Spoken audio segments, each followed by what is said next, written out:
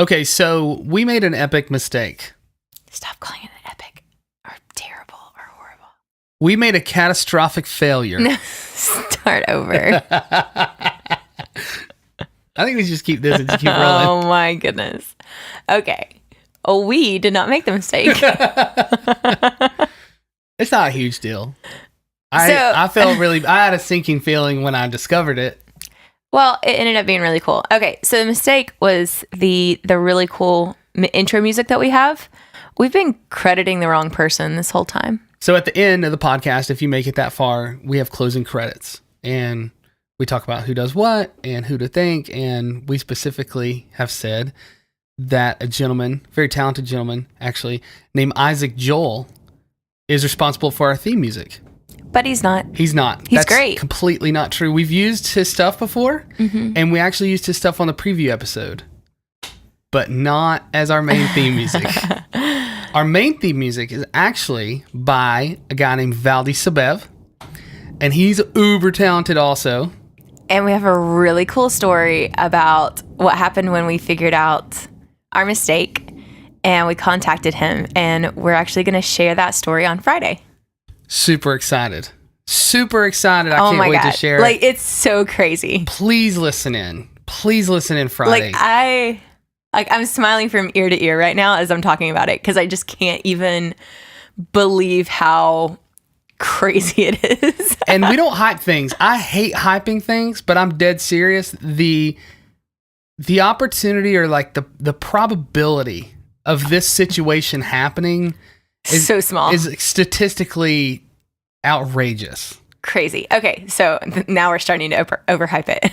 Okay. Let's get into today's episode. All right, so today we have Carlyn Menser on the show. She's amazing. She is amazing. Okay, so she's talking about productivity, and we know her personally. She's we asked her to talk about this because I call her the productivity ninja because like she just does a million things and goes a million miles an hour for like 20 hours out of the day and then pretends to sleep for 4 hours and then gets up and does it all again.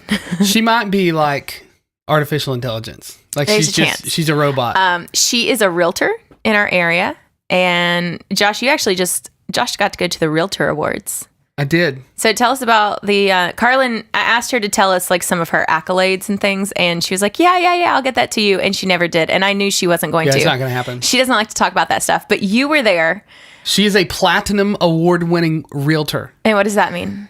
My understanding of what it is that you are in the absolute top of your game.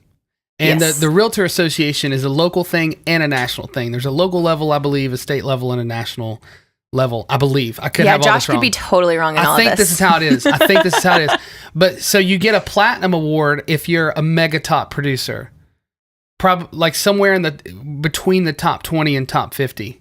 Yeah. And then if you get platinum several years in a row, then there's other things. There's like a diamond, double diamond, triple diamond, whatever. And so if you get all those, rare stones next to your name, it's a big deal. And people trust you and people know that you're a baller. Yeah. Yeah. So she got platinum. Great. Yeah. I think she's number 11 in our area. Which is crazy because there's roughly like 4 million realtors in our area. Yeah. You can walk outside and pick up some gravel and throw it and hit 3 realtors. But don't throw don't throw gravel at realtors. I'm not. I'm just saying that's how it is. Yeah, it's a very saturated market around here with realtors. Yeah. But it's the same as photographers. I feel like photographers everywhere. There's a million of them. Right. But the cream rises to the top, and those that make it their living, and her and her husband actually do this together, and that's how they support their whole household. They kill it. Yeah, they're amazing. Yeah. And so so we wanted her here on here today. I can't talk. We wanted to interview her just about productivity and a little bit of insight into her life, because we're all busy, but how we handle it and how we get things done and still make time for family, it's just crazy important. Okay, so we don't want to spoil it all for you. We're going to get into the episode now, and you get to hear our awesome theme music composed by Valdi Sabev. Enjoy your day.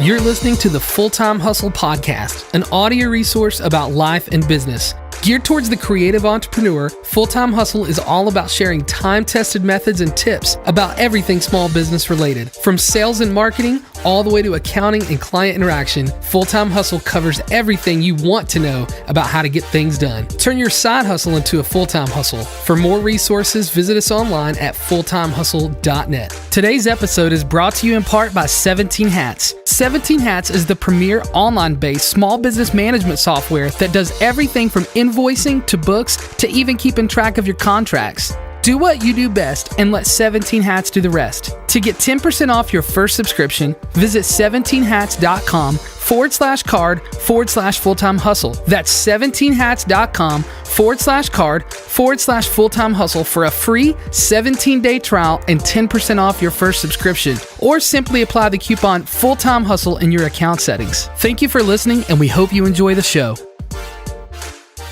All right, so here on the show today, we have Carlyn Menser. Carlyn is a really good friend of Susan and I's. She is a real estate agent. She's a mom. She's a daughter. She's a sister. She's a friend. She has a whole lot of stuff going on. But the one thing about Carlyn is she just displays such a high level of excellence in everything. And we'll hear, something's going on, something new. She's involved with something, just another venture or another activity, and we're never surprised because she always does everything so well. So welcome. What's up? How you feeling? I'm good. I know I'm kind of bragging a little bit, or building you up, but that's true. I feel like you're a monster. I have strengths. There are some things that I'm really, really bad at. So, okay. I try to tell Jamie, that's my husband, can't be good at everything. So driving is obviously something I'm really bad at. I'm known to destroy vehicles. I haven't ever heard. Is that true? Anyone. Yeah, I'm not a good driver. It's okay. You can't. I'm not good at exercising. It's just. I don't believe that. It's just not my favorite. It's just not. Susan doesn't like it either. It's not. But I don't like hugging. Yeah. There's a list of things that I can define as weaknesses for sure. I'll tell you this: the more we do this podcast, and the more you hear from Susan and hear about her and what she's into and what she isn't, you'll understand pretty quickly that her and Carlyn are, I think, cut from the same cloth. We are. We're like, hey, you want to get together with our laptops and let our kids run around the backyard and we'll work while they play in the backyard? That's amazing. It's good. Well, so here's sorry, I didn't mean to hit that. So here's the situation. I think what we want to hear today and what everybody wants to hear is how you're doing all this stuff, how you have a successful real estate career, and you balance all this stuff and you make it work and you're not going crazy. That's kind of like the heart of where we're getting to today. Here's my first question. Okay. Real estate, family life, act in the community. Okay. How do you do it all? Well, I would say that the biggest thing is I'm very ridiculously intentional with every second of my day. And my calendar is, my go-to, it's my everything. And so managing my calendar is basically my highest priority when I wake up in the morning and before I go to bed at night. And, doing what I've done for so many years, it's allowed me to see what it should take for you to complete a task and what it normally takes to complete a task. And, people talk about all the time when you go on vacation, you can just get all this stuff done the day before you leave because you have to. And that's basically how I live every day. I do rest and, we do have relaxing times, but I try to accomplish literally anything that I know I have to do that day in one day. And so when I wake up tomorrow, whatever's available or whatever comes at me, it's not, another overwhelming task. It's already been done. And you're a big list person, right? Ooh, yeah. And a legal pad list maker. Yeah. Have you ever had a conversation with someone and they're just like, I can't be productive, or I can't get things done, or I'm disorganized, or do you have that conversation? Do people have that conversation with you? Yes. And sometimes they're like, well, I just don't have time. And here's the deal. You have time to make things that are important for you. You do. Everyone makes time to do things. Some people need time to watch TV. Some people need time to walk around Target for 3 hours. And I still walk around Target for 3 hours sometimes. But, we make time to do the things that we want to do and that we need to do. And, that goes back to, and I meet people, and I think some people are wired to be efficient, and some people have to teach themselves to be efficient. And so I'm wired differently, and I recognize that. But I can show you the things that I do and tell you where you're wasting, time. And time's the only thing that we can't really make more of. So it's our, most precious resource available. So people bring that up in conversation. Do you ask questions? Are you a list? Do you have a list? Well, here's what you should know about me. One, I was born with two very small things, my shoe size and my filter. So I do. My facial expressions hide so nothing. Funny. And you've called me out on this so many times. You're like, I can already tell that somebody was talking to you about whatever because I can see on your face. It's like telepathy. I can look over, we make eye contact, and I'm like, oh man, this is going straight downhill. They're like telling me how they have no money and pointing at me with their freshly manicured nails. Yeah. So, but I think, you just have to get to the root of people's why. Mm-hmm. And if they're not motivated to do something, they're not going to do it well, and we've tried, with Jamie and I have both had different jobs before we ran our own business, and our motivation is different now. Like, our motivation now is to provide margin in our life so that we can focus on our family and have the flexibility to where, on President's Day when the kids don't have school, one of us can stay home with them, or we can be home by 4:00 to do dinner, or whatever it is. Like, our motivation is different than the average employee's motivation. And most people, that's why they start a business, is they want the freedom and the flexibility. So do you ever find yourself slipping in productivity? Oh yeah, 100%. When? Okay. To say that I work best under pressure is like the understatement of the century. When our business has like natural slower times, that's when I struggle the most to be productive. When I have a lot of things on my plate and a lot of stuff to do, I think there's almost no room for me to slip up in that case. And so I know I can't. And when, it's snowing outside and no one's buying houses, you have this ability, but I have found that I do what's called productive procrastination, mm-hmm. where I'll find some ridiculous project to keep me busy that's not what I should be doing, but it's still, I'll reorganize our towels or something really. Did you come up with that phrase? What? It's kind of brilliant. Did you come up with that phrase? No, I heard somebody called me that. They were like, you're really good at being productive with your procrastinating. Gosh, that's so funny. I've actually never heard of that. I've never thought about it, but I'm like, let me go ahead and empty all the drawers in our kitchen. You know what used to drive Susan crazy? What? We would invite people over, and she'd be like, okay, we got to get the house clean. They're going to think we're slobs. I'm like, no, they already know, it's fine. But no, seriously, she'd be like, we got to go. And the first thing I would do? What? Clean the bathroom. Not just the bathroom, but the tub. She's like, no one's going to get it. No one's looking at our shower. Are you planning to fill it up with alcohol or something? No, I don't know. I was just in my head, I was like, what if somebody looks in here? I don't know. And there's nothing visible. It's nothing No, but you do have to pull the shower curtain back when you use someone's bathroom to make sure there's no one hiding there. You don't know. People like me, I do check behind people's showers. You never know if there's going to be somebody hiding back there. It's so funny. So when you find yourself being not productive, mm-hmm. how do you bust that up?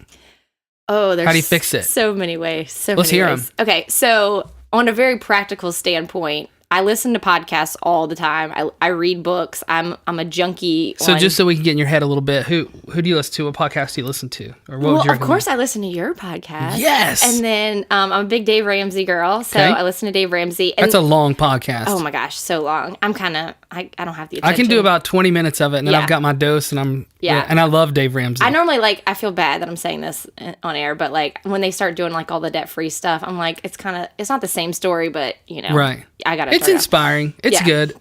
So I follow my real estate coach, Brian Buffini. He has a podcast, and it's pretty awesome. And then I have random, I follow Grammar Girl because grammar is not really my forte. Okay. So I follow her. This is a podcast mm-hmm. dedicated to grammar? Yep. Paleo and whole nutrition podcast. I like to just put as much of that information in my mind so that when I go pick up my sweet tea from Hardee's, at least I have conviction about it. I actually gave up sweet tea, and it's been one of the worst decisions of my life. But and then I like to read parenting stuff, just anything that I can use as practical, re-entering good information into my brain. The second thing I do is I just remember my why. Like, I'm a giver, and you have to have money and time to give.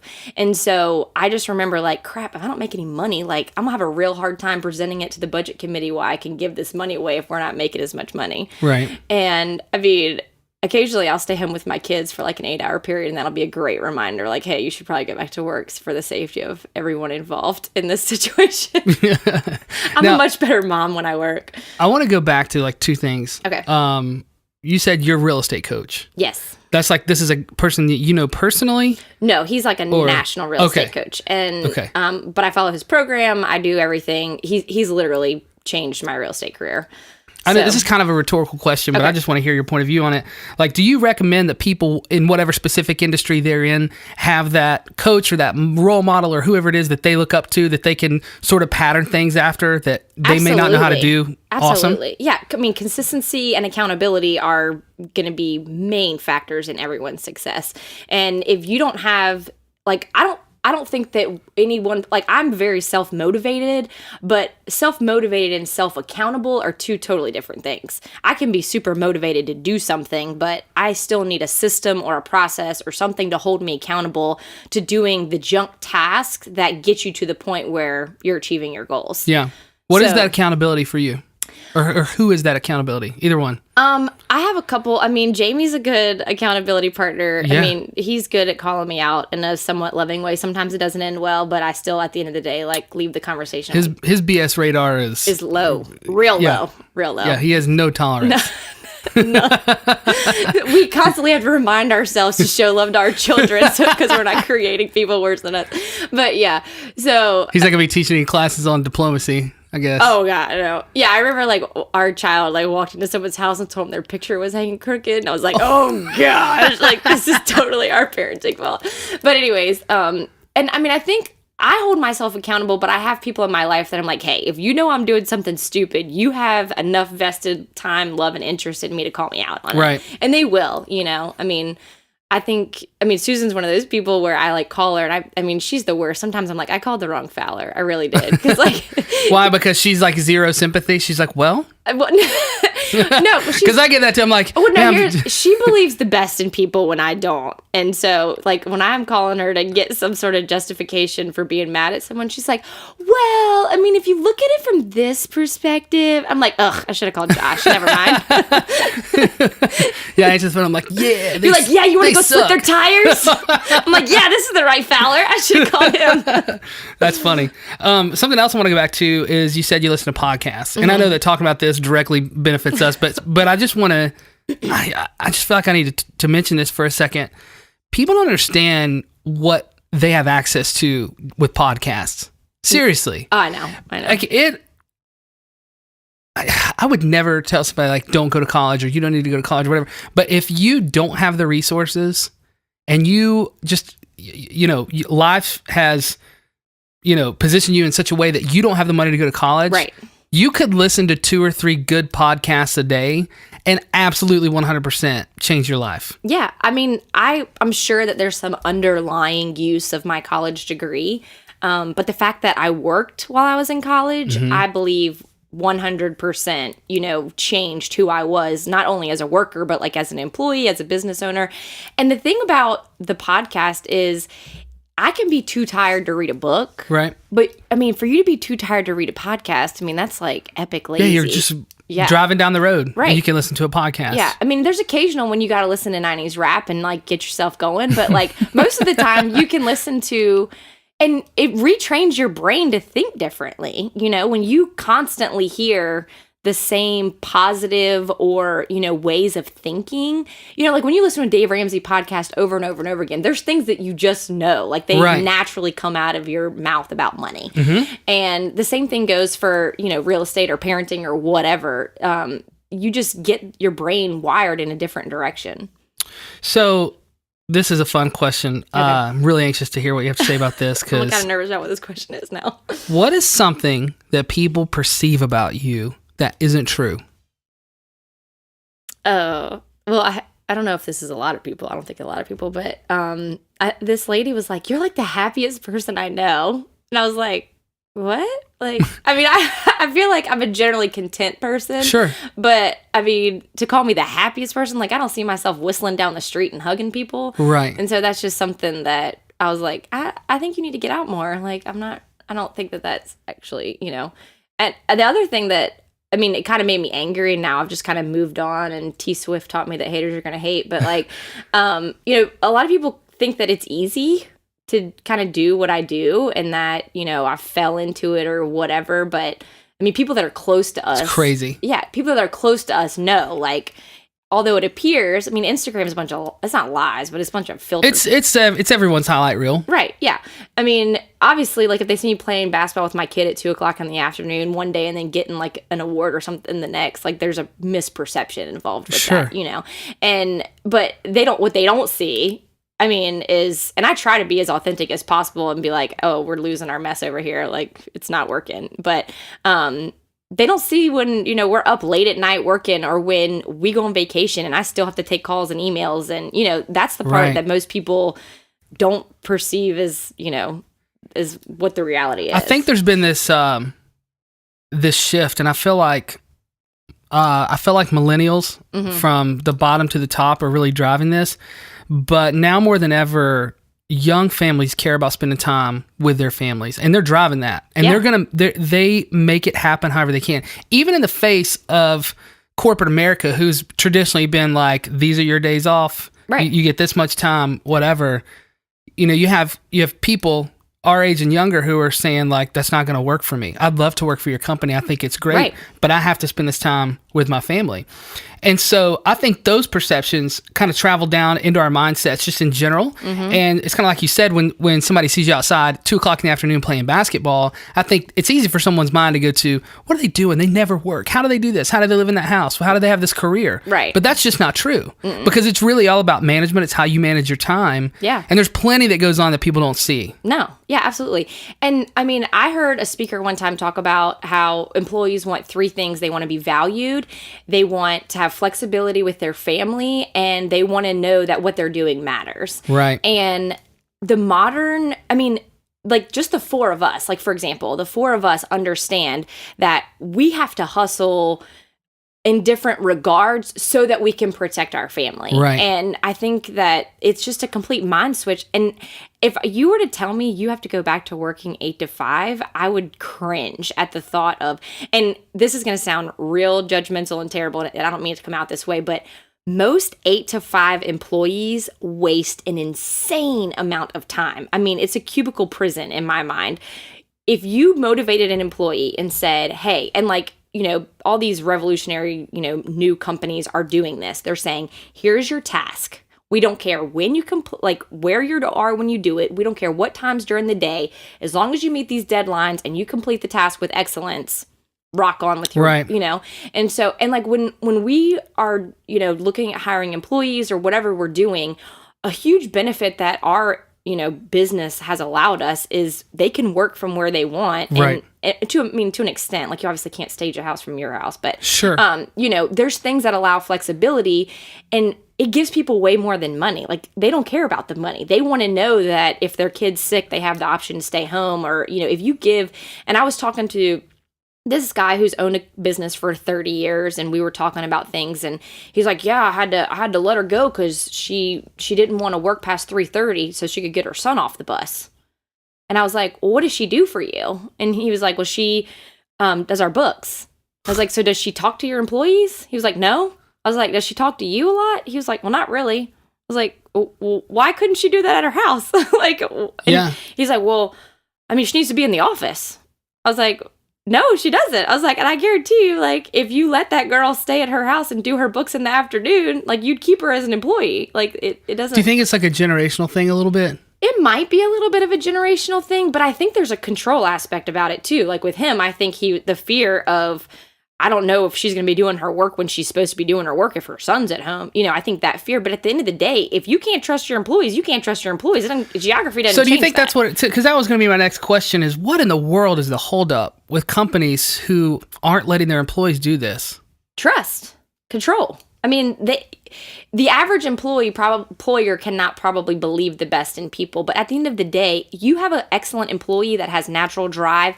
They're going to complete the task regardless. Right. And if you want to keep quality people that have talent and have natural ability, that are smart enough to realize what's the best for their family, if they have the option to have flexibility, that's going to be a game changer for them. Yeah. I mean, and people generally love the organization. Like, you don't go to work somewhere so you cannot work there. Right. You know what I mean? Yeah. You go to work there because you have a passion, you have a drive, you have things that organization would benefit from. Right. And you want to give those. Your goal is not to do them in, at least for most people. Right. You know. I worked at a local bank that was amazing for many, many, many years, and they didn't pay all that great, but Right. I loved working there. So it didn't matter. Like, it didn't matter what I was making in that time of my life. Like, and it probably to this day, if I was somewhere that was genuinely happy, and because we manage our money, like, your quality of life has a stronger factor than like most money will ever, fit. Obviously money makes things easier, but. Sure. Okay. Well, what would you say to the person who is working full time, and or raising kids and building a business on the side? Coffee. I mean, no. I think, Thank cheers. you. Wait. Bottoms up. He's got to drink his coffee with his And I've been wanting to do that for like 15 minutes. keto junk in it. I mean, one is be intentional. Two is it has to be, regardless of who is doing the business, it has to be a family venture. It has to be that everyone in the house is on board with whatever the goal is. And you have to know your why. If you don't know why you're doing what you're doing, like if you say, I'm going to start this business so that I can be rich, like that's not sustainable. Like Right. That's not going to work. You have to have a passion. I'm starting this business so that we can travel, or, whatever your why is behind what you're doing. And the other thing is, you have to recognize that there is very limited time in the day. So review every single thing that you're doing. Is this intentional? Is this helping me grow my business? Is this nurturing my family? Like, what is what you're doing, the benefit of it? Is it a giant waste of time? I mean, I've gotten to many stages where I'm like deleting social media. I don't check it until I'm at my computer. There's things that are just time wasters. Do you have Facebook on your phone? Not right this second. I don't. Wow. I had to reinstall it so that we could do live videos, but I don't. But you think it's better just to have it off and be done with it? I mean, at this point, Facebook is a lot of like, it's nighttime reading in my mind. It's not during the day efficient reading in my time. It does so many different things for different people. Like, I know this is super weird. I tell people this and they're like, what? I could be done with Facebook altogether, if not for two things. Number one, family far away, seeing pictures. Right. And Facebook groups. I know that's ridiculous. I'm in like a lot of Facebook groups, and I love them. The amount of Facebook groups that you and Susan are in stresses me out, because I'm a type of person that I hate having a notification on my phone. I hate it. I have to handle it. It has to be done. I mean, that's one of the things that, and I was going to talk to you about this a little bit more about being efficient, is that when I go to bed at night, I generally don't have any unlistened to voicemails. I don't have, and I'm not even going to talk about the voicemail thing with you and your ridiculous thoughts. I hate voicemail. I know, whatever. I do think it's the most antiquated form of communication we use right now. It's crazy. I mean, I could send you something in the mail. Text me. I'm not texting you. You're so annoying. So, and then I don't have any unopened emails generally. And I generally, now this is a general, when I'm super busy, I have to do this. But when I'm not as busy, I don't have to do this. But I go through my to-do list and I rewrite it every single day, which is crazy. Yeah, that's not crazy. But I can flip through my legal pad. Like, if anything happens, I got an alibi. I got the legal 700 right here. I can show you, like, what I did that day and what I didn't do that day. And then, so I work off of a legal pad and off of a calendar. Like, my calendar tells me where I'm supposed to be, and my legal pad says, if you have 7 minutes in between these two appointments, here's 15 things that need to be done today. And I generally try to do what I call, like, a crap task every day, which is order a birthday party invitation, schedule a doctor's appointment, or, call our insurance company, or something that is really annoying and nobody wants to do. But if you just get the crap task out of the way, it helps.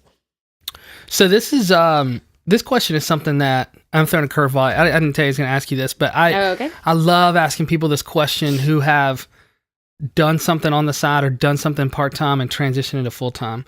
So it seems like there's this moment, if you're an employee of an organization, and generally you have a predictable schedule, so you're 8 to 6 or 9 to 5 or whatever your schedule happens to be, you work that for a while and you do your thing on the side, and then your thing on the side starts to grow. and it starts to take a little bit of daytime attention. So like, okay, I'm going to return this call during my lunch. I'm going to text this person back during, like, I think everybody feels this tension of like, I want to have integrity and, serve the company that I'm with, right? That's what they're paying me for. So I'm going to answer these calls during lunch or whatever. Right. But then that grows into your nights, and then eventually your weekends are gone. And then what happens is you turn around, you look, you're working 40 to 50 hours at this job, right? And then you're working like 20 to 30 hours doing the other thing. Right. So how do people know when to take the jump? When did you know when to take because like when I took the jump to do that, I felt like it was really risky, but felt like it was what we had to do. It was the direction I was being called. I really felt strongly about it. It was a little scary, right? But it worked out great. Yeah. But how do people know when the right time is? Well, and I hate to always like bring this back to money, but like money gives you margin. It gives you the ability where everything is not an emergency. Everything is not a paycheck to paycheck. And like from a biblical standpoint, like you and I know, like the borrower is the slave to the lender. And I think about that with employees and employers all the time. Like I have a friend that she is completely miserable in her job, but because of student loans, because of things that she has, she physically cannot leave her job. Like it's not an option. Right. And when you are able to manage your finances to the point where you can take a little bit more risk, you can do a little bit more things. Maybe you go part-time first with your job, or maybe you find a different job that allows flexibility so that you can grow the business. Or maybe one spouse is hardcore working and the other spouse is hardcore figuring out how to save money. There's ways to be creative to get you to the end point. And I think obviously it's not sustainable to live working 80 hours a week forever, but for a season, you can pretty much handle anything for a season if you have to. And so, what about people who have adjusted their lifestyle because of their side hustle? Like, like they're doing good in their job, but like, the side hustle started because there's like, oh, I want some Christmas money, I want some vacation money, I want this, I want that. Right. But then in that process, because you do have all this extra money, lifestyle's gone up. We got a nicer car, we got nicer shoes, we're wearing designer jeans. Yeah. Bigger house, whatever. Like, do you think that like convolutes the whole process? Yeah. I mean, I think that's going back to your why. I mean, if your why is just to make some more money, it's going to be a hard road ahead of you if, money is your ultimate goal with your hustle. And you will have to get to a point where you're going to have to make a decision. Either you're going to go into debt to maintain your lifestyle, or you're always going to be a slave to the job and never be able to make the full-time gig of what you're working on the side. Wow. It's really, really good. Carlyn Menser, everybody. What's that? This is really, okay, before we end. Okay. Is there anything that you would say, like, let's just pretend we have a young entrepreneur right here. And they're like, I need one gold nugget. I need one solid piece of advice. Send me on my way. What is it? Integrity. 100%. It's the only thing that it will make you stand out from the crowd. It will. If you work with integrity, if you move with integrity, if you do everything to the best of your ability to hold your integrity, like it will carry you. And like I even had a discussion last night with my husband about something where all these other people in my industry are doing it, and it would make something for us easier. Like we would be able, and I said, I'm not doing that. Like, I don't believe that's what's in the best interest of my clients. I don't believe, although it would benefit me and make my job easier, like that's not what they hired me to do. Right. And so we talked about it. And though my clients would never even know that this was a discussion, if they don't talk to another realtor, they won't even know that what I'm doing is a difference.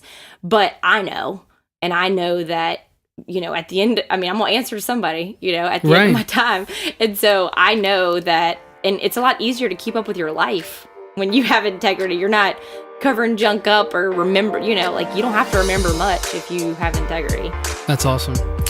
Carlyn Menser, everybody, this has been really good. Thank you so much for joining us. Thank you for your time. My pleasure. I think everybody's going to love this. I know I did.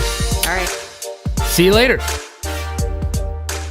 Full-Time Hustle is a Fowler Studios production. It's produced and written by Josh and Susan Fowler with help from Joellen Anklem. Our theme music is composed by Valdi Sabev and can be licensed among many other great song titles at soundstripe.com.